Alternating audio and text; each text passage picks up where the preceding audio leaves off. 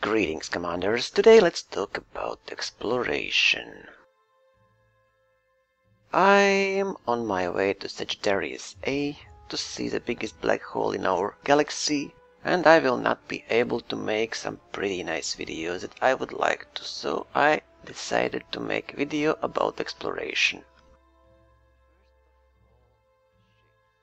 Let's start with ships. Most important is jump range. Bigger jump range will not only save your time, but will allow you to reach some parts of galaxy that otherwise would be unavailable for you. Two best ships in my opinion are Anaconda with 37 light year, and if you ditch your shields you can get even almost 40 light year, and Asp Explorer around 35 light years. Then you must make sure that your ship has enough internal compartments for scanners and fuel scoop, so minimum 3 with shields 4. Also, if you like to take screenshots or capture video, you should look for ships that have great cockpit visibility. An example: Sidewinder, Eagle, Imperial Clipper or Anaconda. But basically any ship will do if you can't afford Asp or Anaconda.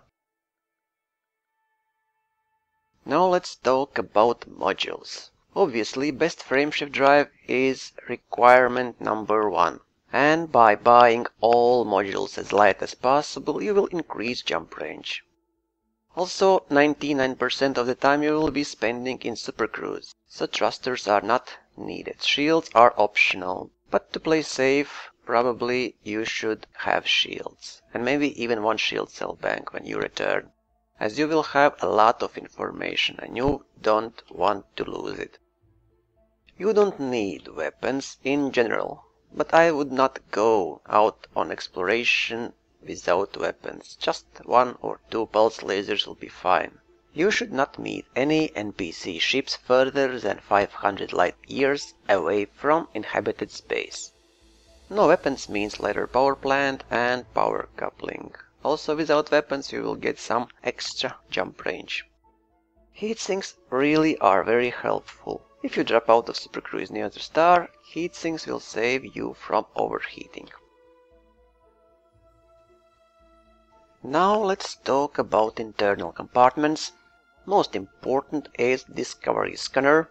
Scan range for basic scanner is 500 light seconds, intermediate 1000, and advanced will scan whole system for you. Detailed surface scanner is not required, but it will show you information on object and increase profit. So if you are for the money and you want to reach elite ranking faster, detailed surface scanner is a must-have as well. And fuel scoop, obviously. Without fuel scoop you will not go far. Class 6 fuel scoop will scoop with around 870 per second, while best class 7 fuel scoop will scoop with 1.2 thousand per second. The price for best class 7 is 91 million. Best class 6 28.7 million. And also I would recommend you to use auto field maintenance unit, and you can repair your thrusters, frameshift drive, basically every module you can repair except power plant. So even if you damage any module you can repair it anywhere. Now let's take a look at infographic that I found online. So how much will you get paid? Stars around 1.2 thousand, black hole 21,000, neutron star 19,000, white dwarf 12,000. Planets metallic around 2 to 6,000. Water, ash-like worlds and ammonia worlds will pay you most, from 10 to 30,000. And rocks will pay you nothing, so ignore rocks. Thanks to Commander Dubardo for making this very nice infographic. Now let's take a look at rankings. So how much money you need to reach elite? We all start aimless. To reach mostly aimless we need 10,000. Scout 100,000. Surveyor 300,000.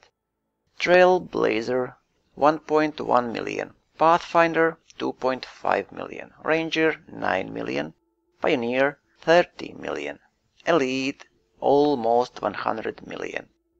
So it will take some time for you and everybody to reach Elite. You saw the prices, so you can see how many Earth-like worlds you need to discover to reach Elite.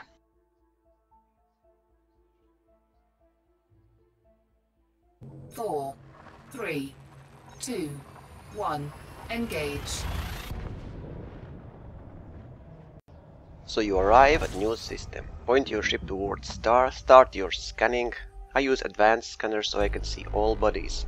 Select star, and while it scans, go to system map to see what bodies are there. In this particular map, this planet is what interests me most, nothing else. So it's second planet from star, and as you already are near the star, it should be pretty easy to go there right away. So just select second planet. Make sure there are no asteroid belts. If there are, ignore them. You just care about second planet from the star. Fuel scooping. Of course, scoop fuel. You don't want to leave system without full fuel tank. Fuel scooping complete. And this should be the planet Fuel we saw in scoop system map. disengaged. Let me scan it. Yep, Earth-like world. Great. So, in Infographic you saw the icons you should look for. It's water-based life, suited for water-based life. And nothing interesting more, so you can leave for another system right away. Now I will show you how to find specific object in system if you are away from star. So you are approaching second star or are already away from stars and you want this fourth planet. So what to do? Make sure you can see orbit lines. So just move your ship to any side, fly some time and then turn back to see orbit lines.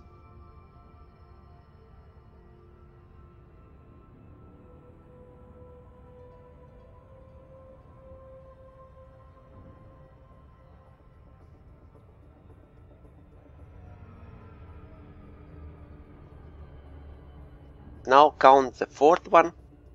1, 2, 3, 4. This one should be the right planet. Select it.